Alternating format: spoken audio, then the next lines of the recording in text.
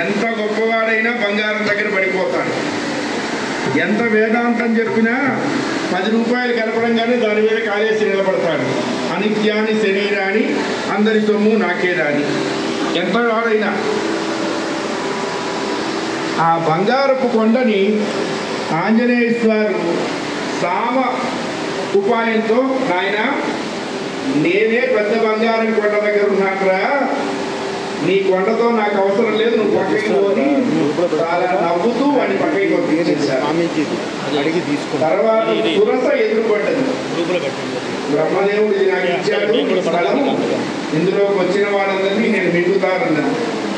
అమ్మా రామకార్యార్థం పెడుతున్నాను, ఇప్పుడు నేను ఎక్కడ ఆగను, ఎవరిని తినబడను, వచ్చేటప్పుడు కావాలంటే నీకు ఆహారం ఉండాలి అని ఆవిడ నోరు పెంచింది, ఈయన శరీరం పెంచాడు. ఆవిడ నోరు పెంచింది, ఈయన శరీరం పెంచాడు.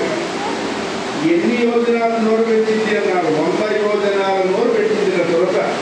దక్ష ప్రజాపతి కూతురు, నాగులకు తల్లి. వెంటనే స్వామివారు అంబుష్ట మాత్రుడై దాని నోట్లోంచి పెట్టి చెవులోంచి బయటకు వచ్చారు. అంటే ఆయనకు పెరగటము తెలుసు, తగ్గటము తెలుసు. మనకి ఏదో సినిమాలో ఇప్పుడు వింటుంటా డైలాగు, ఎలా ఉండాలో కాదురా, ఎలా తగ్గాలో కూడా తెలుసు. ఆ హీరో అప్పుడే ఉన్నాడు. వీళ్ళంతా జీరోలు. దాన భేదంతో ఆవిడ్ని గెలిచారు. సామము దానము భేదము అయిపోయింది. మూడవది సింహిక అనేటువంటి రాక్షసు. ఎవరి సింహిక అన్నారు?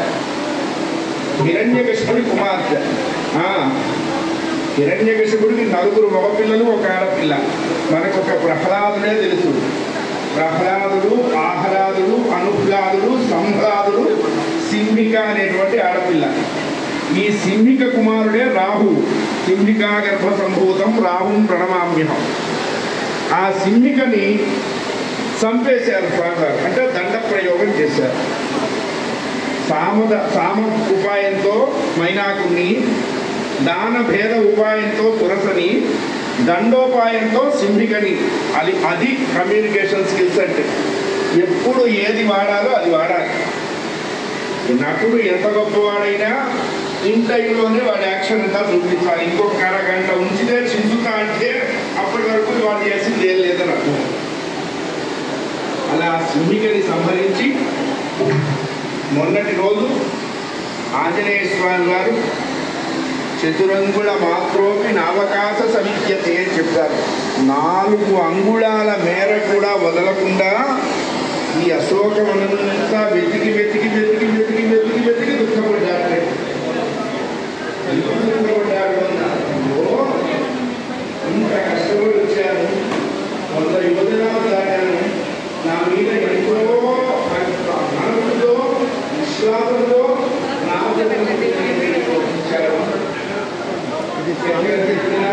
కనపడలేదు.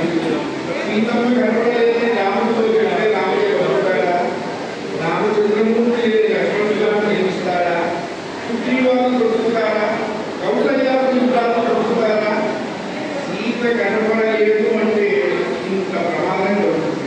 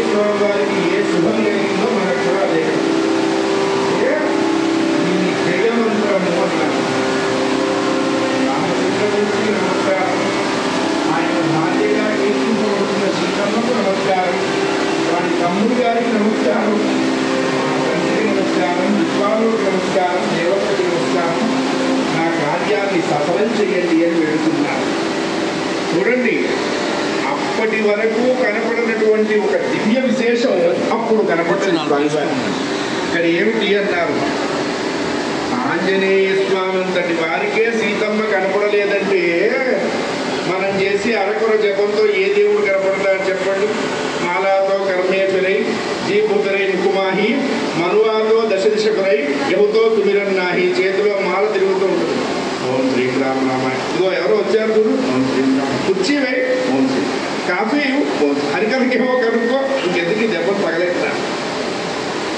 అందుకని జపాన్ని లక్షల సంఖ్యలో చేయమన్నారు, భోజనాన్ని ముద్దల సంఖ్యలో తినమన్నారు, నిద్రని గడియల సంఖ్యలో పొమ్మన్నారు. ఎన్ని ముద్దలు తినాలి భోజనం అన్నారు? టోటల్గా కలిపితే 8 నుంచి 12 ముద్దలు తినాలి. పప్పుతో 8 ముద్దలు, కూరతో కాదు, మొత్తం కలిపే 8. జపం ఎందుకు లక్ష చెయ్యాలి అన్నారు? చేసిన లక్షలో నీ మనస్సు నిలవలేదురా అబ్బాయి, అలా ఇలా వెళ్ళిపోయింది. ఎక్కడో నీకు తెలియకుండా ఒక సెకను ఆ మనస్సు మంత్రం మీద పడుతుంది, అప్పుడు ఈ లక్ష పండుతాయి. అందుకు లక్షల్లో జపం చేయాలి.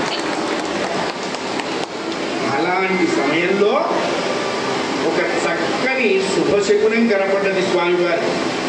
మనకి కూడా ఇక నుండి అన్ని శుభాలే. ఎందుకంటే సీతాదేవి శోకాన్ని పోగొట్టగలిగిన హనుమస్వామి ప్రవేశించిన ఈ వనంలో మనం ఆ కథ చెప్పుకుంటున్నాం. ఆవిడకి ఎంత ఆనందం ఆయన వల్ల కలిగిందో మనకు కూడా అంతా ఇస్తాడు. నా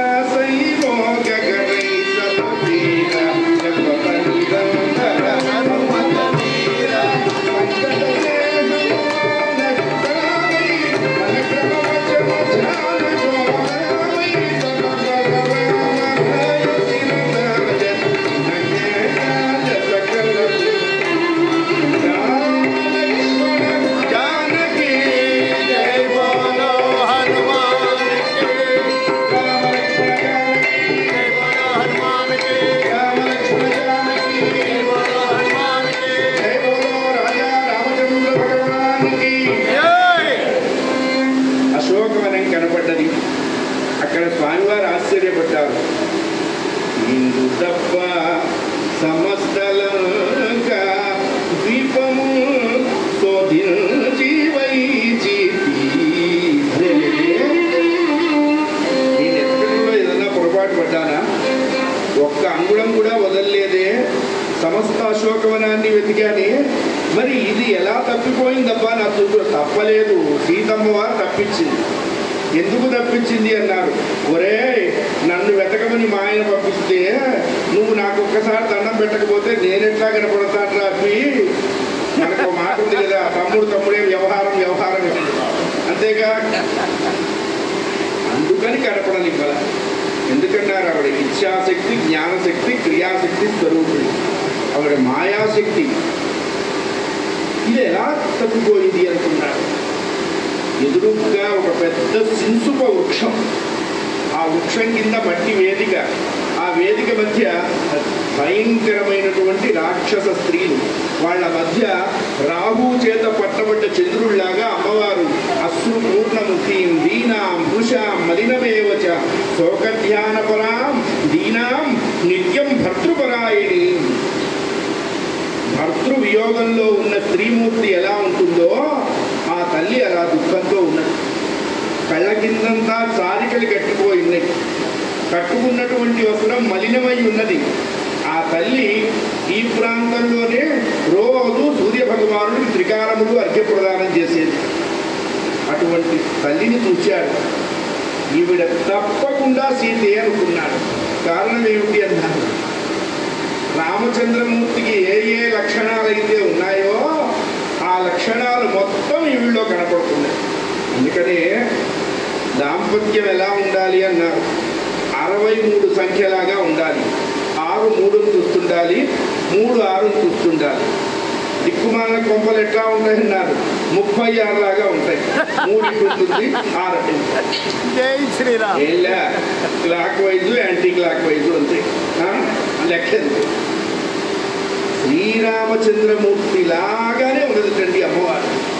చాలా ఆనందం కలిగింది. భయంకరమైన దుఃఖం కలిగిందిరా హనుమత్ ప్రభువుకి. అమ్మా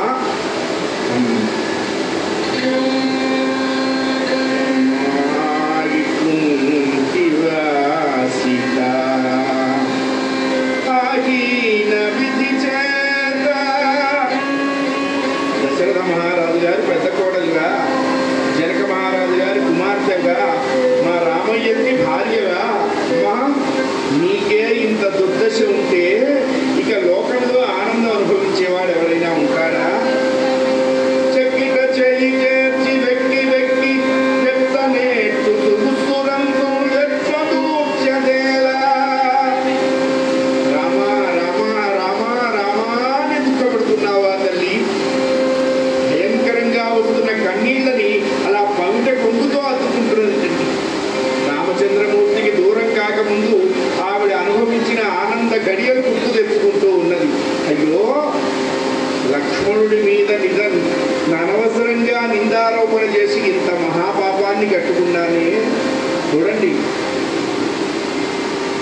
బిడ్డలాగా సేవించిన లక్ష్మణుడు ఎంత చెప్పినా వినకపోయేటప్పటికల్లా ఆవిడ ఈ పరుషమైన మాట మాట్లాడక తప్పింది కాదు. ఆవిడకి తెలియక మాట్లాడలా. రావణ వధ జరగాలి అంటే తాను దూరం అవ్వాలి. ఈ పిల్లవాడు దూరం కాని పట్ల ఏ మాట మాట్లాడితే వీడు దూరం అవుతాడో ఆ మాట మాట్లాడి ఆయన తప్పుకున్నాడు. సీత రామలక్ష్మణుడు లేని సమయంలో పంచవటికి రావణుడు చీకటిలాగా ప్రవేశించాడు అని చెప్పారండి. ఎందుకన్నారు? అక్కడ సూర్యచంద్రుడు లేనప్పుడు ఉండేదేమిటి? చీకటి వచ్చింది. అవన్నీ తలుచుకొని దుఃఖపడుతూ ఉంటే తెలతెలవారుతున్న సమయంలో రావణుడి యొక్క అంతఃపురం నుంచి గంటలు మోగుతూ ఉన్నాయి. తల్లికి భయం కలిగింది, వీడు మళ్ళా వస్తున్నాడు. అప్పటికి 10 నెలల నుంచి రోజు మధ్యాహ్నం వచ్చేవట. మరి ఆంజనేయ స్వామి వారు వాయుదేవుడి చేత కబురు పెట్టాడు రావణాసురుడి కొరే, I'm coming in the early morning, you also coming అని. హనుమంతుడు భవిష్యత్ బ్రహ్మ, అందుకని తెల్లవారుజామున వస్తున్నాడు. చూడగానే సీతామ్మవారు వణికిపోయింది. అక్కడ అనసూయాదేవి పాతివ్రత్య లక్షణాలన్నీ చెప్పి పంపించింది సీతమ్మకు.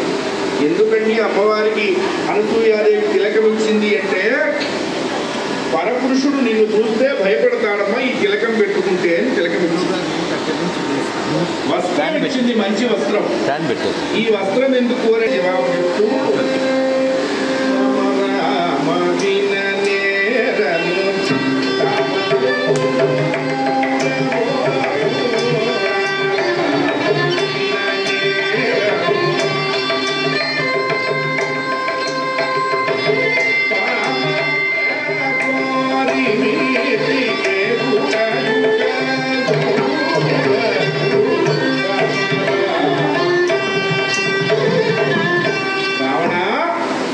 గట్టి పరక అడ్డం పెట్టిందండి ఆ తల్లి. అంటే ఏమిటని అర్థం? ఎప్పుడైనా పతివ్రతలు మహా ఇల్లాళ్ళు కష్టం వచ్చి ఎవరితోనైనా మాట్లాడాల్సి వచ్చినప్పుడు ఒక గట్టి పరకని అడ్డం పెట్టుకుంటారు. దాని అర్థం ఏమిటి అన్నారు? నీకు నాకు అంత తేడా ఉందిరా. ఇంకో అర్థం ఏమిటన్నారు? నువ్వెంత గొప్పవాడవైనా నా దృష్టిలో ఇది అంతే. ఆ గట్టి పరక అడ్డం పెట్టింది. వాడు ఎన్నో ప్రలోభాలు పెట్టాడు. వాడు ఎంత ధైర్యంగా మాట్లాడాడంటే, నా యాజ్ఞ లేకండగా ఎవరసు రవి కడగి గాలి నా ఆనతిన వీచుగాడు. సీత, నా ఆజ్ఞ లేకుండా సూర్యుడు టెంపరేచర్ పెంచితే వాడి తాట తీస్తా. చంద్రుడు ఇష్టం వచ్చినట్టుగా పెరగటం తగ్గడం లేదు. నేను ఒక డిగ్రీల్లో చెప్తా, ఆ డిగ్రీల్లో మా ఇంటికి దగ్గరగా వాడు ఉండాలి. గ్రహాలని అంతేనండి. కాలం కలిసి వస్తే కుక్క ఏనుగు అవుతుంది. ఆ కాలం తిరగబడ్డదనుకోండి, కుక్క తోక పెట్టి కొడితే ఏనుగు వస్తుంది. లెక్కంతే. స్థాన బలిమి గాని తన బలిమి కాదయా విశ్వదాభిరామ వినురవేమ. గాలిపటం ఎందుకు పైకెగురుతుంది చెప్పండి? గాలి వ్యతిరేకంగా కొట్టడం వల్ల పైకెగురుతుంది. అది అనుకూలంగా కొట్టిందనుకోండి, తక్కువ దగ్గర కింద పడుతుంది. అంతే. కాలం చాలా గొప్పది. దాని గొప్పతనం తెలిసినప్పుడు మనకి తెలుస్తుంది మనం ఎంతో, మన బతుకెంతో, మన లెవెల్ ఎంతో, మన లైఫ్ ఎంతో. చాలా దూషించింది అమ్మవారు. దుర్మార్గుడా, రాముడు మదకస్తి తోమవీవు, వీరుడా రాఘవుడు భీరువీవు, నరకమా రాఘవుడు నరకమీవు, రాముడంబోది చౌడబట్టవీవు. ఎక్కడ రాముడు ఎక్కడ నువ్వురా? నా భర్త రామచంద్రుడు ఆకాశం, నువ్వు నరకానివి. నా భర్త ఏనుగురా, నువ్వు కుక్కవిరా. నా భర్త కోటి సూర్య సమప్రభాభాసమైన సూర్యుడైతే నువ్వు గాలిగాడివి అని చెప్పింది. ఆవారా గాడివిరా అని చెప్పింది. నువ్వు గాలిగాడివిరా. అసలు నా భర్త దాకా అవసరం లేదు రావణ, నిన్ను నేనే చంపుతా. కానీ అసందేశాత్తు రామస్య, అది నా భర్త అనుమతి లేదు, నా భర్త ఆజ్ఞ లేదు, అందువల్ల నువ్వు బతికావు. అవతలికి ఎంతమంది వాడి చుట్టూ ఉన్నారంటే గరుడ గంధర్వ కిన్నర కింపురుష అప్సర దేవ సిద్ధ సాధ్య.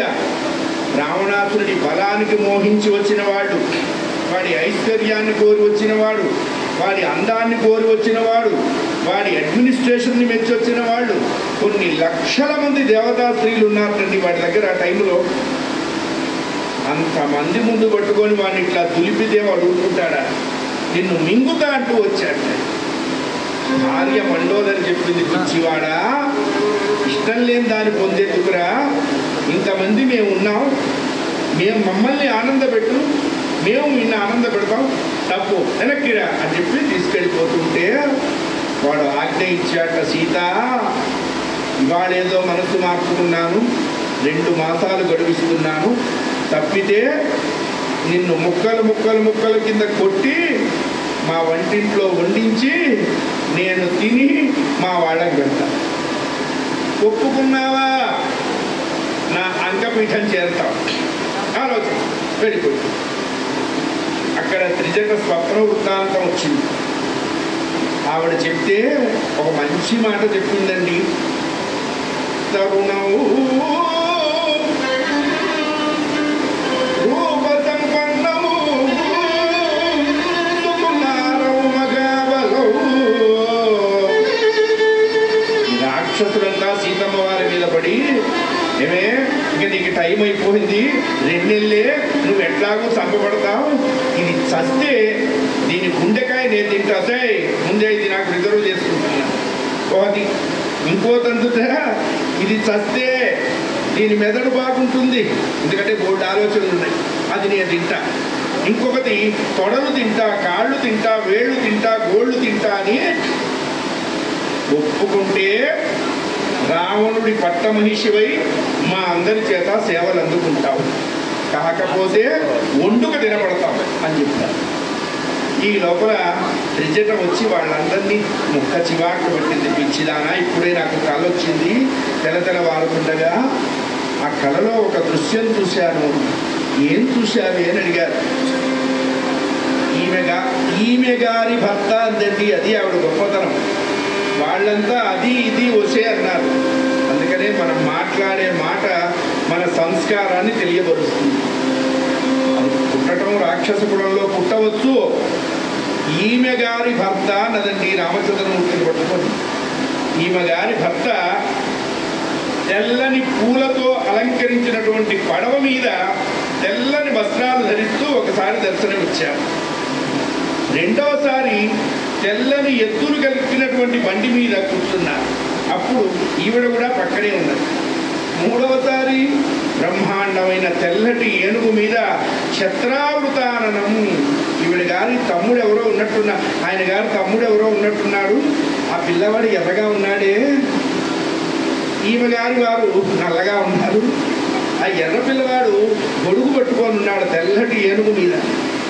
ఈవిడ రాజోచితమైనటువంటి వస్త్రాలు ధరించి అలా నిలబడుంటే ఆయన గారు ఏనుగు మీద నుంచి వంగి కుడి చేతిని అందించి ఈమె గారిని పైకెత్తుకొని ఏనుగు ముందు కూర్చోబెట్టుకొని ఆ చెయ్యి అలా మీద వేసి వెళ్తున్నాడు. అది చూచాను. హరణము పార్వతీపతయే. ఈ త్రిజట స్వప్న వృత్తాంతం వింటే దుస్వప్నాలు రాకుండా ఉంటాయి, ఒకవేళ వచ్చినా దోషం లేకుండా పోతాయి. అది స్వప్న వృత్తాలు. మీరు వెళ్ళిపోండి, అనవసరంగా చావద్దు, పొండిని అందరినీ తరివేసింది. సీతమ్మ వారికి ఏం చేయాలో తోచలేదు. ఇంకా తెల్లవారటానికి కొంత సమయం ఉన్నది. ఆ తల్లి ఆలోచించింది. రామచంద్ర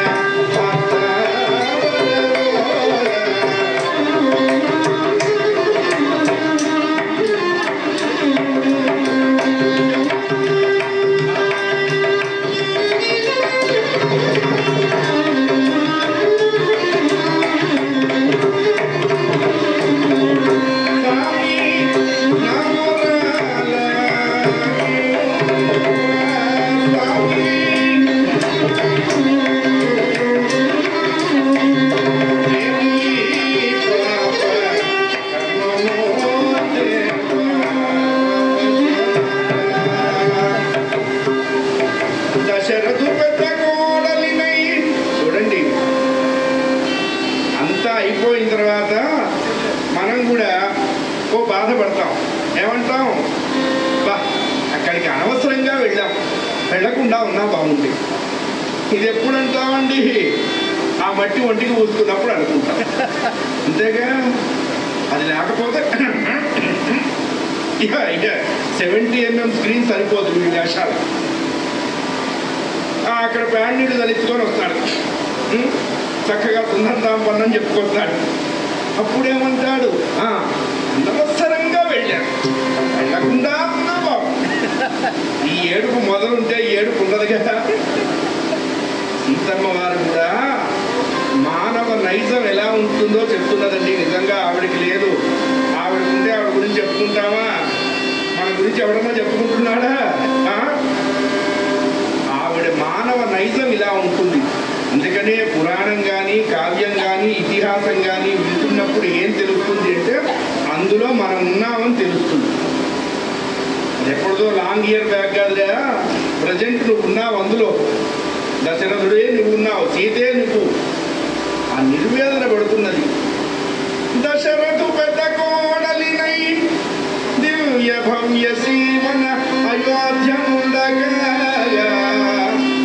అయోధ్యలో ఉండలేకపోయినా పోని పగిది దండకాటవి మహారణ్యవాసం చేయలేక పంచవటి ప్రాంతమున దొంగ పంగరు లేడి తిరుగా నేనేల కోరవచ్చే.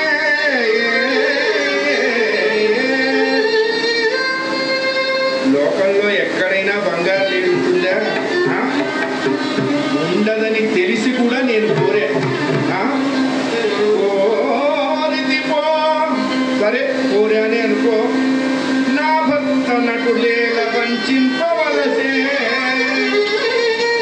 నా భర్తను ఎందుకు దాన్ని తెచ్చేంత వరకు ఆయన ఊరుకోనివ్వలేదు. నువ్వు ఇక్కడే నారాయణదాస్ గారు మంచి మాట చెప్పారండి. చచ్చర జానకి కోర్క తీర్థగ రాఘవుండు తల ఊచి.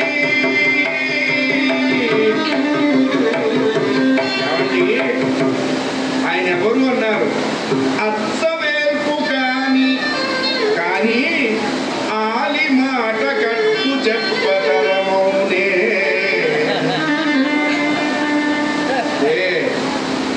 దేవుడైనా వాడి దేవుడైనా ఆవిడ ముందు దేవుడే అంతే. అందుకనే పురుషుడు ప్రకృతి బద్ధుడు, పరమ పురుషుడు పరాప్రకృతి బద్ధుడే. రామాయ రామభద్రాయ రామచంద్రాయ వేధసే రఘునాథాయ నాథాయ, ఇన్ని బిందులు ఆయనకున్నాయి. దశరథుడు రామ అనేవాట, కౌసల్య రామభద్ర అనేదిట, సుమంత్రుడు రామచంద్ర అనేవాట, విశ్వామిత్రాదులు వశిష్ఠాదులు వేద అంటే పరబ్రహ్మ అని. కౌసల్య పుట్టింటి వారు రఘునాథ అని పిలిచేవారట. సీతమ్మ వారు ఎవండోయ్ అని పిలిచేది. ఇంత రాముడు రామభద్రుడు రామచంద్రుడు రఘునాథుడు వేద అత్తవారింటికి వెళ్ళాడు అనుకోండి, అక్కడ సీతమ్మ మొగుడా అని పిలిచేవాడు, అంతే కదా. అవటానికి అల్లుడు విశాఖపట్నం కలెక్టరే, అత్తవారింటికి వెళ్ళారు. అత్తవారి వాళ్ళు ఏమంటారు, విశాలాక్షి మొగుడు వచ్చాడా అని అడుగుతాడు కానీ విశాఖపట్నం కలెక్టర్ వచ్చాడా అని అడగడుగా. అక్కడ ఆవిడ మొగుడు కానీ ఇదంతా మనకి బాగా చిరపరిచితం. అందుకనే మీరు ఎంత బాగా నవ్వుతున్నారు, మాటోగ్రాఫ్ మెమరీస్ లాగా. అంటే ఎంతటి వాడైనా నారాయణదాస్ గారు చెప్పారు, అత్తవేపు కాని ఆలి మాట కట్టు చెప్పతరమౌనే. చిన్నప్పుడు పిల్లలు బడిలోకి వెళ్ళేటప్పుడు పలకలు పుస్తకాలు కొనిచ్చేవాళ్ళం. వాడు పలక పగల కొట్టుకున్నాడు, లేదో పుస్తకం బారేశాడు, ఇంటికి వస్తాడు ఏడుపు మొహం పెట్టి, ఏమి రావచ్చావు అంటాడు వాడు. నాన్న పలక పగిలిపోయింది, పలక లేకపోతే రావద్దన్నా. నిన్ననే కదరా పలక కొన్నాను, మొన్న ఒకటి కొన్నాను, మొన్న కొన్నాను. పాపిష్టివాడా, నీ పలకలకి నా బల్ల కింద డబ్బంతా సరిపోతున్నది, నువ్వు చదవవద్దు చావవద్దు. వీడి డైలాగు ఎప్పటి వరకు అండి, వంటింట్లో ఉన్నవాడు వినేంత వరకు. ఇంగ్లీష్లో RRR అంటారు, రిఫ్లెక్షన్, రియాక్షన్, రీసౌండ్. వింటుందా ఆవిడ, ఊరుకుంటుందా, గబగబా వచ్చాడు. ఏంటి ఏంటి వాటి తింటున్నారు, ఏంటి వాటి తింటున్నారు చెప్పండి.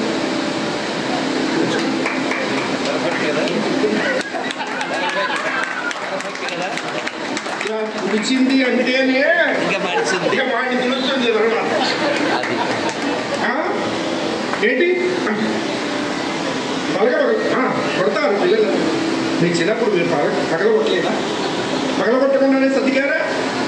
రోజుకి 20 పగలగొట్టుకు వచ్చారు. మా అత్తగారు మొన్నటిదాకా చెప్పి వచ్చింది, పడేయండి వాడిదేదో వాడికి పారేయండి అని. అనే 4 అని విమ్ముతో టైట్తో మరింత తెల్లగా ఉతికి ఆరేసి క్లిప్పులు పెట్టి ఆవిడ అప్పుడు వీడప్పుడు అని అప్పుడు పడేస్తా. ఎట్లాగో ఇవ్వక చచ్చినట్టు ఇచ్చాడు. చతుస్సాగర్ పడి ఇచ్చేదేదో ఆవిడ చేత అడిగించుకోకుండా ఇవ్వచ్చు కదా అంటే వీడిగా ఇండివిజువాలిటీ లేదు. ఆవిడ చెప్తే వినాల్సిన వాడు. అందుకే బ్రోమణి చెప్పవే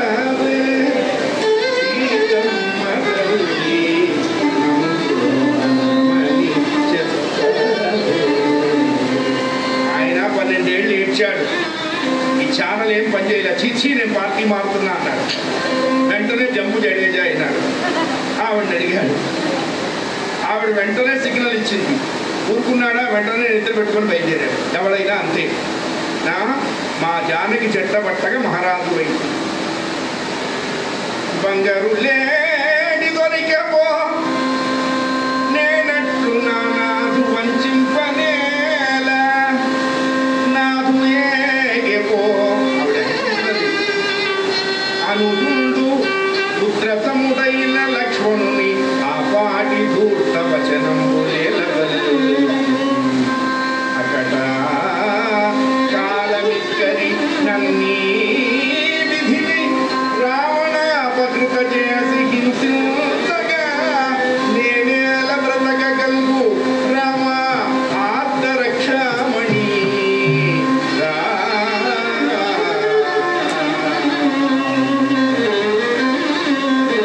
ఇంత దుఃఖం అనుభవించింది. ఇంకా దీనికి ఆత్మహత్య శరణ్యం. వీడు ఎలాగూ నన్ను బ్రతకనివ్వడి 2 నెలలైతే వాడి చేత నరకబడి వండబడి తినబడడం కంటే నా అంతటా నేను వెళ్ళిపోవడం మంచిదనుకొని, అయితే ఎలా వెళ్ళిపోవాలండి? వాడు కూడా తెలుగులవాడే రావణాసురుడు. అక్కడ కత్తులు కటార్లు బల్యాలు బాకులు ఏం పెట్టలా. ఆ పెట్టి నిలబడేవాడని పెట్టలా. ఎందుకంటే వాళ్ళు పొరపాటు అట్లా అయితే తీసి కొడుతుంటే. ఆత్మహత్య చేసుకోవటానికి ఏ సాధనం లేకపోతే ఆవిడ వినీల కుంతలములు ఉన్నాయి. కొన్ని పెద్ద తాసు పాములు ఎలా ఉంటాయో అలాంటి కేశ సంపద కలిగి ఉంది ఆ తల్లి. ఒక పాయ ఇలా తీసింది, ఒక పాయ ఇలా తీసి 2 పాయలు మెడకేసుకొని ఉరిపోసుకుంటున్నది ఆ తల్లి. చెట్టు మీద ఉన్నాడు స్వామివారు. అయ్యయ్యో వచ్చిన పనంతా నా నాశనం అయిపోతున్నది. దూకాననుకోండి, ఈ తల్లి గబుక్కలు బిగించుకుంటుంది. దూకకూడదు, మనిషి కనపడకూడదు, మాట వినపడాలి. ఇది లక్షణం, ఇది కోఆర్డినేషన్ లక్షణం. అది కూడా సంస్కృతం మాట్లాడకూడదు, ఆవిడ మదర్ టంగ్ మాట్లాడాలి. అది కూడా మిథిలానగరం వాళ్ళు కోసల దేశం వచ్చినప్పుడు ఆ కోసల దేశం చుట్టుపక్కల మాట్లాడుకునేటువంటి మైథిలి భాష. ఎంత తెలివండి ఆయనకి! బుద్ధిర్బలం యశో ధైర్యం నిర్భయత్వ మరోగత. ఊరికే చెప్పారా? ఆ చెట్టు కొమ్మలలో పగడాల ముద్ద వంటి మూతి, ఎర్రటి మూతి. ఆ ఎరుపు ఎలా ఉందన్నారు, పగడాలన్నీ పచ్చడి చేసి మూతికి రాసుకున్నట్టుగా ఉంది. ఆ పగడాల వంటి మూతితో అలా 2 కొమ్మలు ఇలా తీశాడు, తలకాయ కిందకి పెట్టాడు.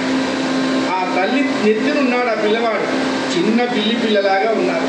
ఇలా పెట్టి రాజా దశరథో నామరథ కుంచిరవాచిన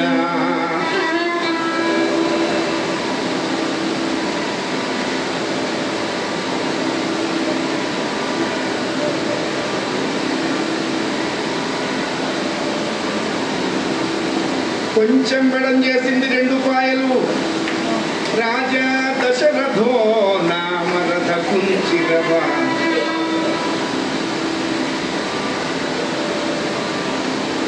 ద్వారపాలుర మరల దరిద్రీయు కృపయో ధరలోన ధర్మము నెలకొల్పు నెపమో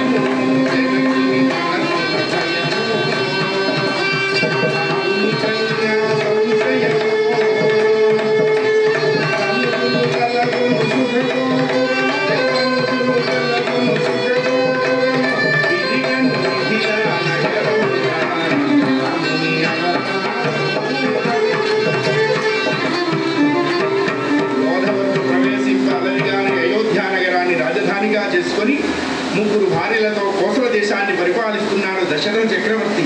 60,000 సంవత్సరాలు రాజ్యం చేశాడు. పుత్రకామేష్టి మహాబల ప్రదానం చేత ధనుర్ధరులైనటువంటి 4 కుమారులు కలిగారు. రావు, భరత, లక్ష్మణ శత్రుసూనులుగా నామకరణం చేశారు. 11వ సంవత్సరంలో రామచంద్రమూర్తికి ఉపనయనం చేశారు. సమస్త విద్యలు ఆశ్రయించాయి. 16వ సంవత్సరంలో విదేవుడి కుమార్తె అయినటువంటి జానకిని శివధర్మభంగం చేసి రామచంద్రమూర్తి వివాహం చేసుకున్నారు. ఆ తర్వాత 12 ఏళ్ళు అయోధ్యలో దేవేంద్ర వైభవాన్ని అనుభవించారు. తెల్లవారితే పట్టాభిషేకం అనగా వినతల్లి కైక కోరినటువంటి వరాలను నెరవేర్చడానికి పితృవాక్ పరిపాలనా దక్షుడైనటువంటి రామచంద్రమూర్తి తమ్ముడైనటువంటి లక్ష్మణుడితో భార్య అయినటువంటి సీతతో దండకాటవీ మహాసామ్రాజ్యంలోకి ప్రవేశించారు. 88,000 మంది మహర్షులను ఉద్ధరించారు. విరాధుడికి కబంధుణ్ణి వీరందరినీ కరుణించారు. చివరికి పంచవటిలో ఉండగా 14వ సంవత్సరంలో చివరి సంవత్సరమైనటువంటి రోజున రామ లక్ష్మణులు ఇంటలేని సమయంలో దొంగ బంగారు లేడి రూపంలో మారీచుణ్ణి పంపించి మారీచుణ్ణి వెంటబడేట్టుగా రామచంద్రమూర్తిని రాముణ్ణి అనుసరించేట్టుగా లక్ష్మణస్వామిని పంపి చీకటి వలె ప్రవేశించి నిస్సహాయులైనటువంటి సీతమ్మను రావణుడు అపహరించారు. తిరిగి పంచవటికి వచ్చినటువంటి రామప్రభువుకి సీత లేని పంచవటి బిక్కుమని కనపడగా సీతా వియోగ అగ్నిలో దగ్ధుడవుతున్నటువంటి రామప్రభు సీత సీత సీత సీత సీత సీత అంటూ ఎల్ల దిక్కులు తిరుగుతూ ఎల్ల పాందులు తిరుగుతూ భార్య వియోగాన్ని భరించలేక చివరికి శబరి యొక్క దివ్యమైనటువంటి వాక్ప్రభావం చేత కృపాతీరంలో సుగ్రీవుడితో స్నేహం చేశారు. వారిని వధించారు. సుగ్రీవుడికి పట్టం కట్టారు. అంగదుని యువరాజుగా చేశారు. సీతాన్వేషణ కోసం భూమికి 4 చెరకుల అనేక మంది బలులను పంపించారు. వాళ్ళంతా అమ్మ సీతమ్మ కోసం వెతుకుతూ ఉన్నారు.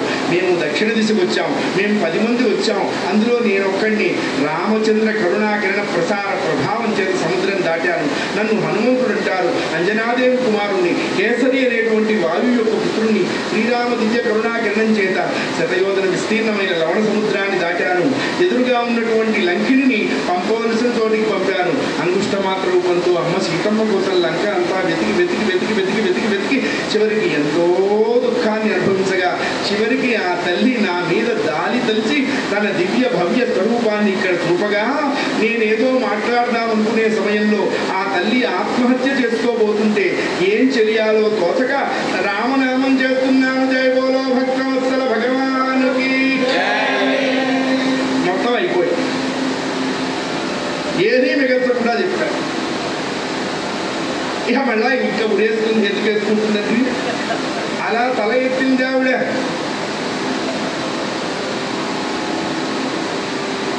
అమ్మా దిగమంటావా అని చూస్తున్నాడు. యాం కపీనాం సహజ లక్షణం. ఈ కోతి వేషాలకి ఈవిడ చచ్చిపోమ్మని కూడా చచ్చిపోదు. ఇందాక ఉన్నటువంటి ముఖ కవళికలు వేరు, ఇప్పుడు కనపడుతున్న ముఖ కవళికలు వేరు. ఈవిడకేం భయం లేదు అని అయినా దూకలేదండోయ్. ఆ కొమ్మలు పట్టుకొని వేలాడుతూ ఉన్నాడు, ఊగుతున్నాడు. ఇంకొంచెం నవ్వుంది, ఇంకొంచెం దగ్గరగా వచ్చి మళ్ళా వెనక్కెళ్ళాడు. దగ్గరగా దూకకూడదుగా. అలా అలా అలా అలా వెళ్ళి చివరికి కొంచెం దూరంలో కిందకి దిగాడు. అప్పటికి అమ్మవారికి అనుమానం వచ్చింది మళ్ళా. ఎందుకంటే రామనామం వినంగానే కావలసిన వాళ్ళని ఎలా అనుకుంటుంది? 10 నెలల నుంచి వినపడలేదు, ఇప్పుడు వినపడుతున్నదంటే ఇది కూడా రావణుడు యొక్క మాయ కదా. ఆవిడ అనుమానపడుతున్నది అని ఆయన అలా నమస్కరిస్తూ దగ్గరకు వచ్చాడండి. అక్కడ నుంచే నమస్కారం చేస్తూ వచ్చాడు. రావణాసురుడు అట్లా రాడుగా, ఎవడి ఒరిజినాలిటీ వాడికి ఉంటుంది.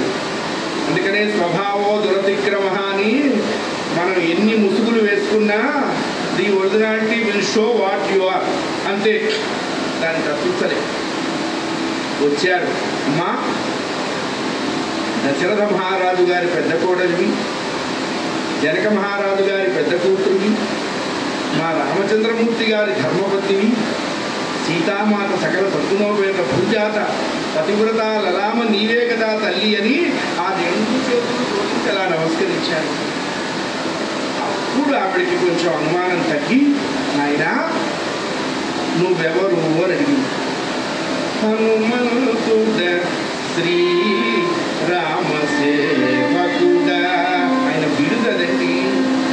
అందుకనే దుఃఖక్షయకరో భవ హనుమన్ యత్నమాస్థాయ. హనుమంతుల వారి ఆలయంలోకి వెళ్ళి హనుమాన్ చాలీసా చదివితే ఒప్పుకుంటాడు ఆయన. అంతకంటే కూడా శ్రీరామ్ జయ రామ్ జయ జయ అంటే మనతో పాటు ఆయన కూడా గంతులేస్తాడు. అందుకనే ఏ దేవత గుడిలోకి వెళితే ఆ దేవతని పొగడకూడదు. అదొక తెలివితేటలు. శివాలయానికి వెళితే రామనామం చెయ్యాలి, రామాలయానికి పెడితే శివనామం చెయ్యాలి, ఆంజనేయ స్వామి గుడి చెప్తే రామనామం చెయ్యాలి. ఎందుకు అన్నారు? శివాలయంలోకి వెళ్ళి నమ శివాయ నమ శివాయ నమ శివాయ నమ శివాయ నమ శివాయ అంటుంటే ఆయన కొళ్ళు మండుతుంది. వ్యవసాయ పారు వీడెవడో మా ఇంటికి వచ్చి నన్ను ఎత్తేస్తున్నాడే, వాడికి కాస్త శనగలు పెట్టి పంపించవేంటంట ఆవిడ. అందుకని శివాలయంలో రామనామం చెయ్యాలి, రామాలయంలో శివనామం చెయ్యాలి. హనుమదాలయంలో ఎంత రామనామం చేస్తామో అంత తొందరగా ఆయన సుప్రీతుడు అవుతాడు. అందుకని ఆయన చెప్పుకున్నాడండి, హనుమంతుడ శ్రీ రామసేవకుడ అనిల పుత్రుడను అమ్మా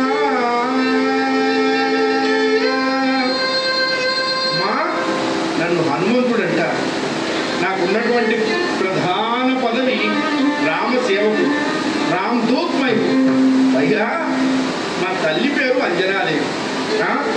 శ్రీరాముని శ్రీరాముడి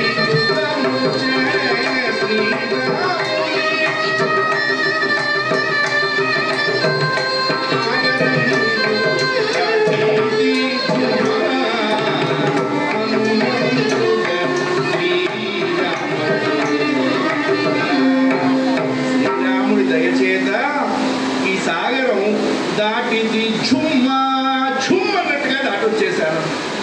నిన్ను చూశా, నీ దివ్య దర్శనం కలిగింది, నా జన్మ చరితార్థమైంది తల్లి. ఇందాక నువ్వు కనపడకపోతే చచ్చిపోదామనుకున్నాను అమ్మా.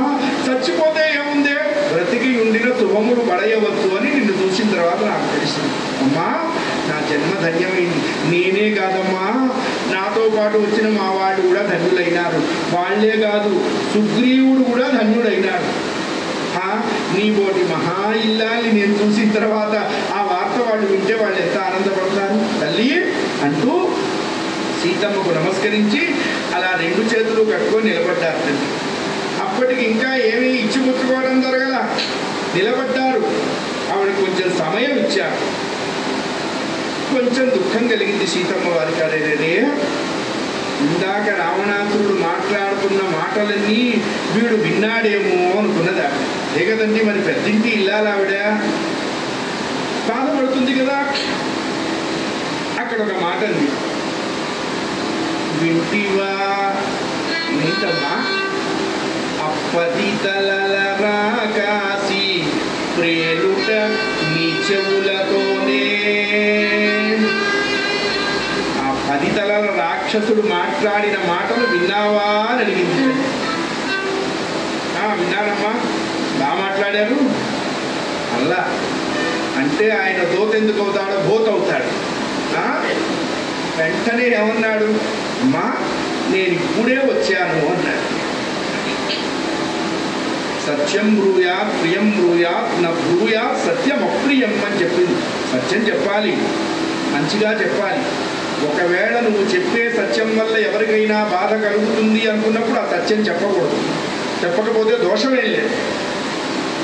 ఇప్పుడే వచ్చానమ్మా అన్నాడు. వాడు వెళ్ళలేదు.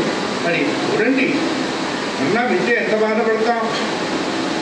అమ్మా నిన్ను చూసినట్టుగా నీతో మాట్లాడినట్టుగా నువ్వు నన్ను గుర్తుపట్టకపోతే జనకు పూదోటలోన మీరు పరస్పరము తొలుదొలత చూసుకున్నది జ్ఞప్తికి తెచ్చుకొనుమన్నాడు రాముడనుమా.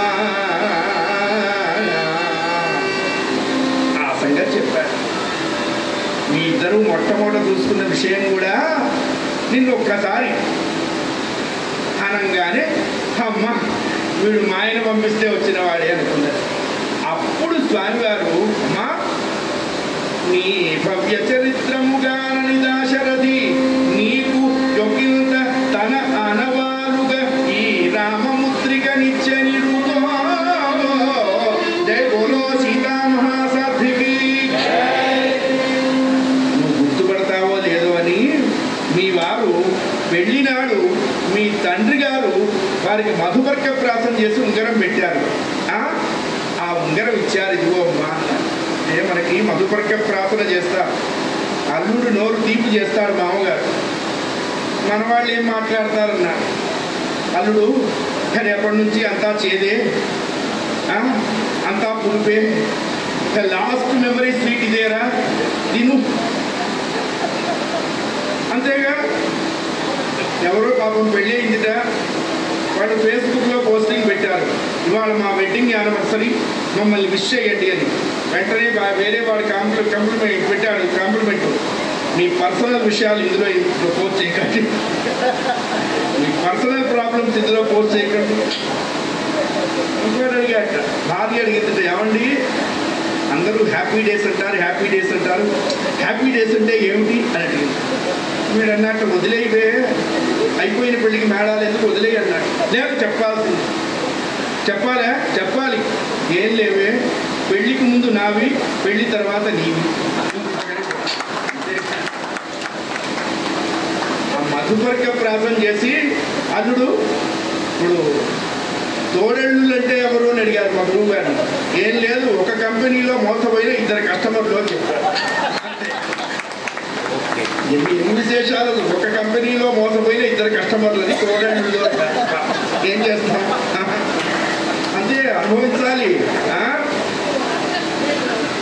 అందుకే కదా మనకి ఒక సామెత ఉంది, ఎగతాళికి జడలాగితే 7 తరాలు వెంటపడ్డదని. ఎక్కడ పోతాము? అదంతా అయిన తర్వాత పశ్య దేవ్యంగుడీయకం, మళ్ళా మనం ఇక్కడికి వచ్చేయాలి. అయ్యా ఆ ఉంగరం ఇచ్చాడండి. ఉంగరం ఇచ్చేటప్పటికల్లా ఆ ఉంగరాన్ని చూసుకొని బోరు బోరు బోరు బోరు బోరు బోర్ను దుఃఖించింది. 10 నెలల నుండి మనస్సులో గూడు కట్టుకున్న ఆ అగ్ని పర్వతం ఒక్కసారి పెడేమని పది. ఎంత దుఃఖించిందో. వారు ఏం చేస్తున్నారు అన్నారు, ఈ వైపుకు తిరిగి ఆవిడని చూడకుండా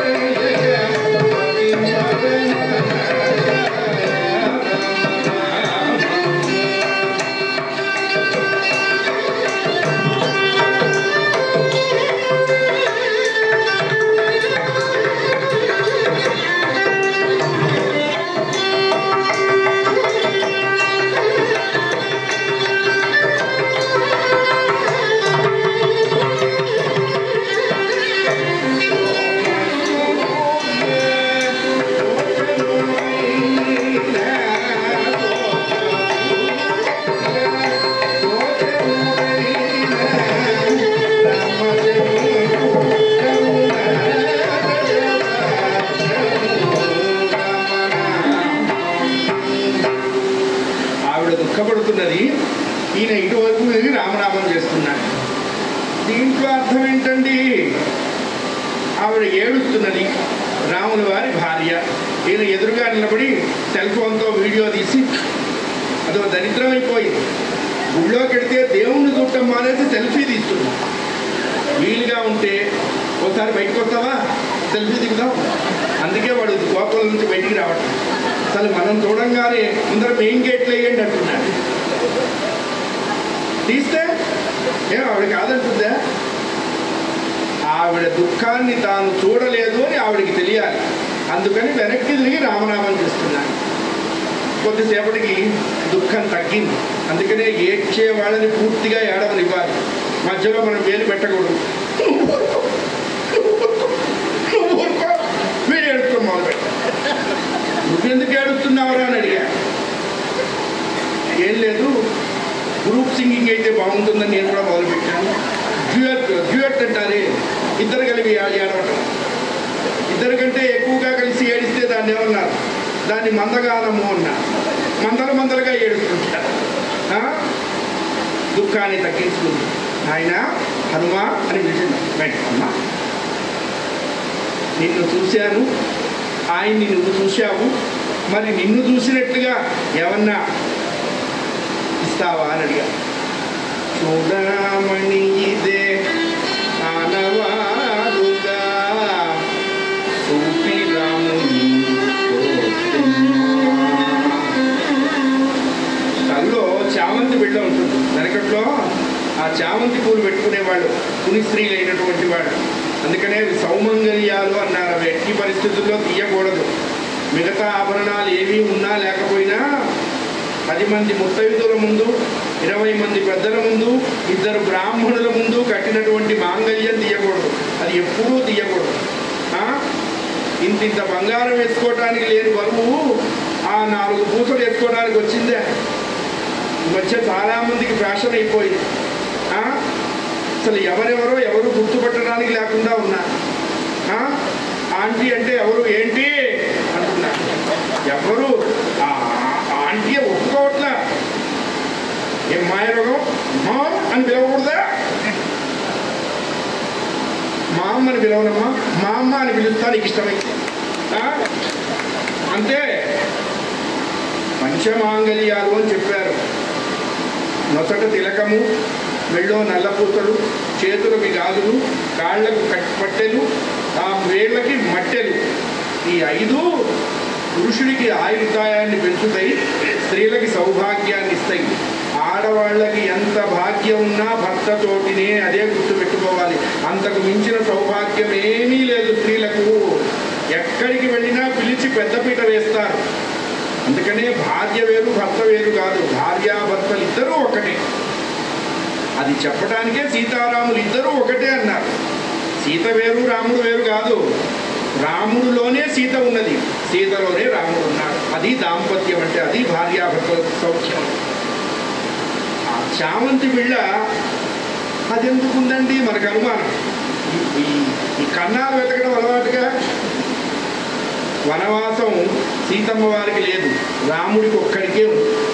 ఆవిడ వెళ్ళిపోతుంటే దశరథ మహారాజు 14 ఏళ్ళు అరణ్యంలో ఏ రోజు ఏ బట్టలు ఏ నగలు పెట్టుకోవాలో అన్నీ మూట కట్టి పంపించాడు. ఆవిడ తీసుకోలేదు, వేరే సంగతి.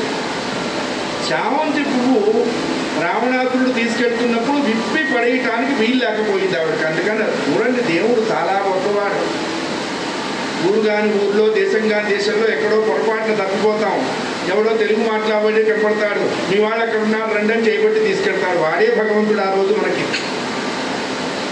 ఆ చామంతి పువ్వు ఈ పిల్లవాడికి, ఈ మారుతికి ఇచ్చింది. ఆయన చూడమణి ఇదే ఆనవాలుగా, నన్ను చూసిన ఆనవాలుగా చూపి రాముని లేడు నీకన్న వేల్పు మాకు. సీతమ్మ వారు చెప్తుందండి అక్కడ, ఆయన లేడు నీకన్న వేల్పు మాకు మసలక వేగమే బొమ్మా. దుర్మార్గులున్నారు ఆయన, ఎక్కువసేపు ఉండొద్దు, వెళ్ళమని అమ్మవారికి నమస్కారం చేశాడు. రాముడి యొక్క దివ్య తత్వాన్ని మొత్తాన్ని సీతమ్మకి చెప్పాడు. అందుకే దీని పేరు సుందరకాండ అన్నారు. సుందరకాండ అంటే అర్థం ఏమిటన్నారు? సుందరే సుందరో రామ, సుందరే సుందరీ వనం, సుందరే సుందరీ సీత, సుందరో వానర కపి. రాముడు సుందరుడు, సీతమ్మ సుందరి. సీతారాములని ఉపాసన చేసిన వానరుడు సుందరుడు. వనం సుందరం, కథ సుందరం. అంటే మరి ఇన్ని సుందరం అయితే కాంతి ఏమిటండి వెంటనే అడుగుతాగా, అరే నీ బుద్ధిరా అని చెప్పారు. అంతే. ఇంత విన్నా సుందరంగా ఏమిటి అంటే అడిగిన వాడి బుద్ధి అని చెప్పారు. సరే, ఆవిడికి నమస్కారం చేశారు. అల్పశేషమిదం కార్యం. అక్కడ అమ్మని చూడటం అయింది, మాట్లాడటం అయింది, ఆమెను ఒప్పించడం అయింది, ముద్రిక ఇవ్వటమైంది, చూడామని గ్రహించడం అయింది. ఇక రావణాసురుడితో మాట్లాడటం ఉంది. ఇక ఎడ్జికి వచ్చేసాం. అది కూడా చేస్తే సరిపోతుంది అనుకున్నారు.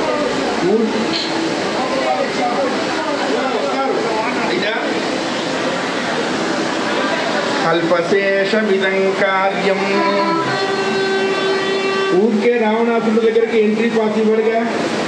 ఏదన్నా వాడికి ఇష్టమైంది దాసనం చేస్తే ఆటోమేటిక్గా మనకి ఎంట్రీ దొరుకుతుంది అనుకున్నారు. అది అశోకవనం అండి.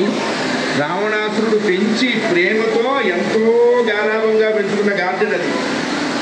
దాన్ని ధ్వంసం చేయడం మొదలుపెట్టాడు. 5 నిమిషాల్లో అశోకవనం ఎలా ఉంది అన్నారు. తీసేయండి చాలన్నారు. చెట్లకి మొదళ్ళు పైకున్నాయి, కాండాలు కిందకున్నాయి. వెంటనే భటులు వెళ్ళారు. మహాప్రభు రావణ, ఎవడో కోతొచ్చింది నువ్వు అటెళ్ళగానే. అమ్మవారితో మాట్లాడింది, ఏదో ఇచ్చి పుచ్చుకున్నారు, అశోకవనాన్ని ధ్వంసం చేస్తున్నది అన్నారు. చాలా మందిని పంపించాడు రావణాసురుడు. వాళ్ళందరికీ చక్కగా 1000 మందిని పంపిస్తే 999 మందిని చంపేటండి. ఒక్కడిని మిగిల్చాడు. వీడు భయంతో చచ్చిపోతున్నాడు. ఏ తప్పక్కర్లా. వీడు అన్నట్ట తిరుగుతున్నాడు. ఏంట్రా అట్లా తిరుగుతున్నావు? ఏం లేదండి, మేము 1000 బ్యాచ్ వచ్చాము, మీరు బల్క్గా 999 టికెట్లు చించారు, నన్ను ఒక్కడిని ఉంచారు, తెలియక చచ్చిపోతున్నాను, ఎందుకు ఉంచారు అని అడిగారు. ఇంతమంది చచ్చారు అని ఇంటిమేషన్ చేయడానికి ఒకటి ఉండాలి కదా, వెళ్ళిపోయి చేయన్నారు. వాడు వెళ్ళి చెప్పాట, మహాప్రభో మీదే ఆలస్యం అండి, అసలు ఆ క్లర్క్ ఎంత గొప్పవాడు, రెడ్ టేపిజల్ లేదు, ఇమీడియట్ డిస్పాచ్ చేస్తున్నాడు. అక్షకుమారుని చంపాడు, మంత్రి కుమారులను చంపాడు, ప్రహస్తుడి కుమారులను చంపాడు. చివరికి ఇంద్రజిత్తు వచ్చి యుద్ధం చేశాడు. సుందరకాండలో ఇది 42వ సర్గ. మామూలుగా మనకి ఏదైనా కాస్త శని దోషం అది ఉంటుంది కదా, ఏలినాటి శని, ఆ శని, ఈ శని అంటే నిజంగా శని పట్టేంత గొప్ప క్యారెక్టర్ కాదు మంది, గుర్తుపెట్టుకోండి. అందరూ భయపడుతుంటారు శని పట్టారని. ఆయన మనల్ని పట్టేంత చీపు కాదు. ఆయన నరమహారాజుని పట్టాడు, హరిశ్చంద్రుడిని పట్టాడు, గురువురవుడిని పట్టాడు, అంతేగాని మనల్ని పట్టడు ఆయన. మనల్ని చూసి వీడెవడరా నన్ను పట్టడానికి వస్తున్నారని నాకు వెళ్తాడు ఆయన. అలాంటి అనుమానం ఉంటే ఆ దోష నివారణార్థం ఈ 42వ సర్గ పారాయణ చేయమంటారు. పారాయణ చేస్తే శని భగవానుడి అనుగ్రహం కలుగుతుంది. కాండ కూడా తతస్వరక్షోధిపతి మహాత్మా హనుమతాక్షే నిహతే కుమారే మనస్సమాధాయ తదేంద్ర కల్పం సమాధి దేశేంద్ర జితం సరోషం అని ప్రారంభమవుతుంది. ఇంద్రజిత్తమా రాజా రామచంద్ర భగవానికి ఏం లేదు, కాస్త ప్రసాదాలు తింటే కాస్త కునికిపాట్లు వస్తూ ఉంటాయి, అంతేగా. ప్రథమం ఆవలించడం, ద్వితీయం కళ్ళు మూయటం, తృతీయం త్రుళ్ళి పడటం, చతుర్థం లేచిపోవటం. ఇవి రాకూడదు. ఇవి రాకుండా ఉండేందుకే గోవింద గోవింద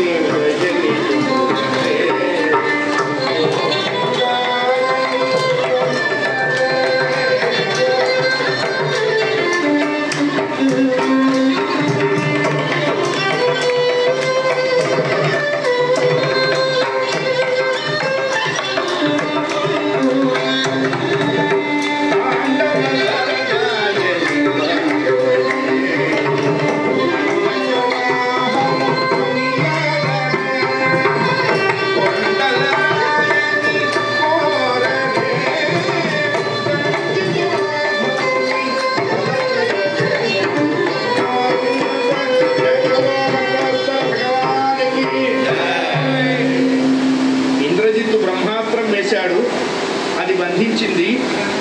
వాడు వెళుతూ రాక్షసులకు చెప్పారు, ఈ కోతిని దర్బారుకు పట్టుకోరండి అని. అప్పటి వరకు ఆయన చేసిన ఘోరమంతా చూసి వీళ్ళెవరూ దగ్గరకు వెళ్ళడానికి సాహసించలే. రే కట్టుబడ్డట్టుగా ఉన్నాడు, దగ్గరికి వెళితే కట్టె విరగదీసినట్టు విరగదీస్తాడు అని పెద్ద పెద్ద తాళ్లతో ఆయన చుట్టారు, నెత్తిన పెట్టుకున్నారు, మోసుకెడుతున్నారు. స్వామివారు అనుకున్నట్టు యుద్ధం చేశా కదా, మోసుకెడతారు, తీసుకెళ్ళని అన్నారు. అలా తీసుకెళ్ళి రావణుడి దర్బార్లో నిలబెట్టారండి. స్వామివారు అప్పుడు ఇలాగే ఉన్నారు, కట్టబడి ఉన్నారు. రావణాసురుడిని ఈయన బాగా తేరిపార చూశాడు. వీరిని చూడగానే వాడు ఉలిక్కి పడ్డాడండి రావణాసురుడు. అవురా, అలనాడు కైలాస శిఖరాన్ని ఎత్తడానికి వెళ్ళినప్పుడు నందీశ్వరుడు వానరముఖంతో దర్శనమిస్తే నవ్యానని చెప్పి కోపించిన నంది వానరముఖంతో వచ్చి నీ కొంపకు ఊరుస్తా అన్నాడు. వాడు వీడు కాదు కదా అంటే ఫ్లాష్ బ్యాక్ గుర్తొస్తుంది. ఆంజనేయ స్వామి వారు కూడా చూశాడు రావణాసురుడిని. ఎవరే ఆ ఒక్క సీతమ్మని అపహరించకుండా ఉండేటువంటి ఒక్క లక్షణం నీకు కనుక ఉంటే దేవతలు నిన్ను చూడలేదురా, త్రిమూర్తులు నీ దగ్గరికి రాలేదురా. ఇక్కడ చాలా చర్చ జరిగింది. చివరికి రాముడి యొక్క సందేశం చెప్తున్నాడు ఆంజనేయ స్వామి రావణాసురుడికి. రావణ, జరిగిందేదో జరిగింది. మా ప్రభువు చాలా దయగలిగిన వాడు. ఇప్పటికైనా సీతమ్మను మా ప్రభువుకి అప్పచెప్తే నీ లంకా నగరం క్షేమంగా ఉంటుంది, నీ భార్యలు సుఖంగా ఉంటారు అంటే వాడి ఒళ్ళు మండిపోయింది. వీటిని సంహరించండి అన్నట్టండి. ఆంజనేయ స్వామి వారు రే నువ్వా నన్ను సంహరించేది?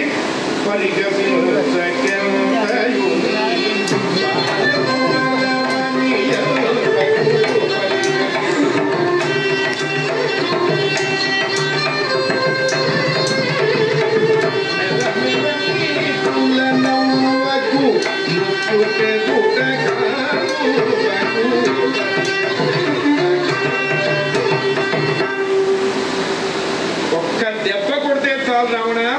ఇప్పుడు మంచి మాట చెప్పారు. పరస్త్రీ రతోత్కంఠ పరమనీచ దశ కంఠ పరమనీచ దశ కంఠ సరి మీద నీకొక్క దెబ్బ తప్పు నది నీ అబ్బ అంటే కోపం వస్తే డైలాగ్ నరికేస్తా అంటాం కానీ బాబు మీరు అనుమతించినతో మిమ్ములను నరకమందురా, గొడ్డలి వాడమందురా, ప్లేడు వాడమందురా డైలాగ్ ఉంటుందిగా. ఇప్పుడంతా డైరెక్ట్ డైలాగ్. నీ అబ్బ అన్నట్టు అంటారు. ఆయన అనకపోతే నేనంటానా? ఒళ్ళు మండిపోయింది రావణాసుని. వీడిని చంపండి అన్నారు. విభీషణుడు అన్నాడు భూతం చంపకూడదు అని. మరి ఏం చెయ్యాలి అన్నారు. కోతికి తోక ముఖ్యం కాబట్టి దాన్ని తగలేయండి అన్నారు. ఇక్కడ మంచి మాట చెప్పారు వాల్మీకి. రామభక్తుల కాలవాలమా వాలము, రామభక్తి విహీనులకు కాలమా వాలము అని చెప్పారు. జయ బోలో బజరంగబలి. సరే అంటించారు. ఊళ్ళో ఉన్న గుడ్డలన్నీ తెచ్చారు. వీళ్ళు తెచ్చిన కొద్దీ ఆ తోక పెరిగింది. చివరికి ఎవడో కంగారు పడి ముట్టించారు. వెంటనే ఆయన ఇట్లా అనుకున్నారు, బ్రహ్మాస్త్రమే వెళ్ళిపోతే అది ఉంటుందా? జయత్యతి బలో రామో లక్ష్మణస్య మహాబల రాజా జయతి సుగ్రీవో రాఘవేనాభిపాలిత దాసోహం కౌసలేంద్రస్య రామస్య అక్లిష్ట కర్మణ హనుమాన్ శత్రు సైన్యానాం నిహంత మారుతాత్మజి అంటూ అర్ధయిత్వాం పురీం లంక అని చెప్పాడు. లంక కాలుస్తానని చెప్పాడు. చెప్పే కాల్చాడు. ఎందుకు చెప్పాడండి? స్వప్నంలో త్రిజట చెప్పింది, ఈవిడ కోసం కోత వస్తుంది, అదంతా వెతికి చివరికి లంకకి నిప్పంటించిపోతుంది. అయ్యో మరి అది చేయకపోతే ఎట్లా? ఆ డైలాగు లంక మొత్తం అంటించడం మొదలుపెట్టాడు. అగ్నిదేవుడు అన్నట్టు, హనుమ నేను మీ నాన్న మంచి కలీగ్స్ నాయన, నువ్వు ఎక్కువ కష్టపడవాక, నువ్వు ఒక ఇల్లు అంటించు, మిగతా మీరు చూసుకుంటా. నిజంగా ఆంజనేయ స్వామి అంటించారా అన్నారు. సీతమ్మ వారి దుఃఖం లంకని ముట్టించింది. అందుకని పతివ్రతలు ఏడవకూడదండి. పతివ్రతలు ఏడిస్తే సర్వనాశనం అయిపోతాడు ఎతని వాడైనా. మళ్ళా తోక చల్లార్చుకున్నాడు. అమ్మకి నమస్కరించాడు. ఏం నాయన కాల్చొచ్చావేంటి అని అడిగింది అమ్మవారు. అమ్మ వాడి తోకకి నిప్పు పెడితే కాల్చాను కానీ ఊరికే కాల్చారా అన్నాడు. మన వాళ్ళు ఏం చెప్తారు? చూసి రమ్మంటే కాల్చొచ్చాడు. ఊరికే కాలుస్తాడా? కాల్చడానికి కావలసిన సింటమ్స్ అక్కడ కలిగిస్తే కాల్చాడు. అయ్యా వెంటనే అరిష్టమైనటువంటి పర్వతం మీదకెక్కి పెద్దగా సింహనాదం చేస్తే జాంబవంతుడు సగం దూరం వచ్చి సెకండ్ ఇచ్చాడు. తొందరగా వచ్చారు, దిగారు. అక్కడ వాళ్ళకి ఎంత చెప్పాలో అంతే చెప్పారు. మ్యాటర్ అంతా చెప్పాల. అక్కడి నుంచి వెళుతుంటే అక్కడ బ్రహ్మాండమైన తేనె పట్ల తోట, తేనె పట్టు. వీళ్ళంతా ఈ వెనక బ్యాచ్ అడిగారు, ఆంజనేయ ఇంత ప్రోగ్రామ్ సక్సెస్ అయింది కదా, మరి పార్టీ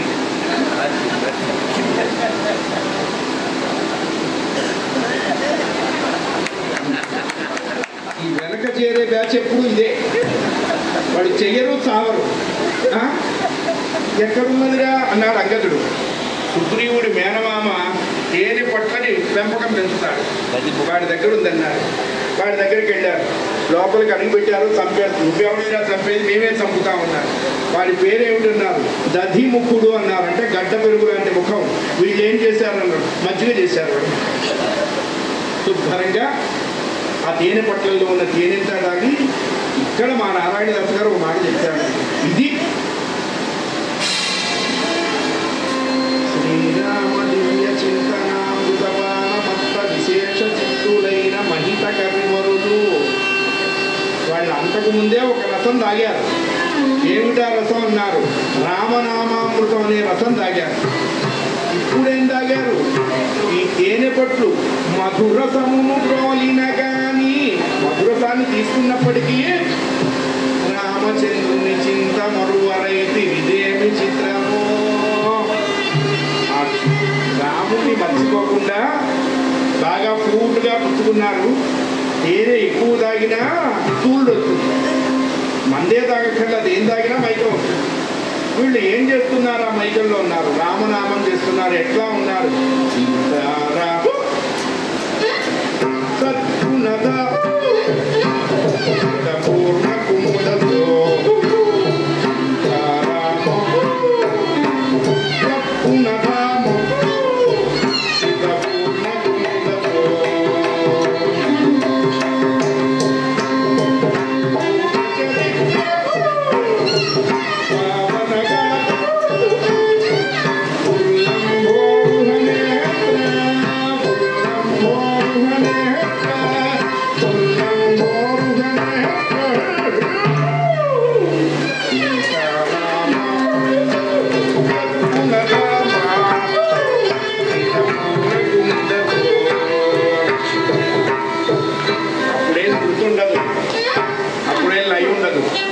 ఎవరి తృప్తిలో వాడు ఉంటాడు. మనం ఏమన్నా తృప్తి చేయకపోతే మనల్ని కూడా లాగుతాడు. ఎందుకు వచ్చిన కూడా అంతే. అందరూ రామచంద్రమూర్తి దగ్గరికి వెళ్ళారు. ఈ బ్యాచ్ అంతా రిజెక్ట్ అయినారు. అసలు వెళ్ళిన వాడు ముందుకు వచ్చాడు. ఎట్లా ఉన్నారు రామచంద్రమూర్తి అంటే, ఏ మాట వింటే ఏమైపోతాడో అన్నంత భయంగా ఉన్నట్టు. సీత అంటే ప్రాణం వదిలేస్తాడు. అందుకని ఆంజనేయ స్వామి వారు ముందర వెర్పు వేశారు, క్రియ వేశారు. దేనికోసం పంపించాడో ఆ వస్తువుని చూశాను అని చెప్పాడు. వెర్పు అన్నమాట. కంటిన్ సీతను కంటిన్సి అన్నాడు రామచంద్రుడు. లంకలోన నీకై ప్రతికున్నది రామచంద్ర. జై బోలో సీతారామచంద్ర భగవానికి, పవన సుత హనుమానికి, సీతాశోక వినాశకునికి. నీకై లంకలోన ప్రతికున్న సీతను కంటిని.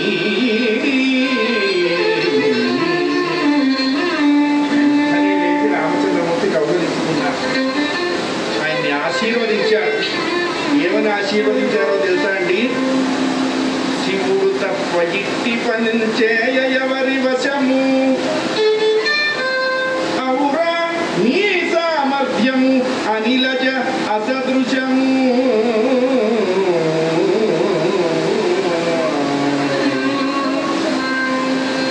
పరమేశ్వరుడైతేనే ఈ పని చేయగలుగుతాడు, మామూలు వారు చేయరు. నిజంగా ఆంజనేయ స్వామి పరమేశ్వరుడే.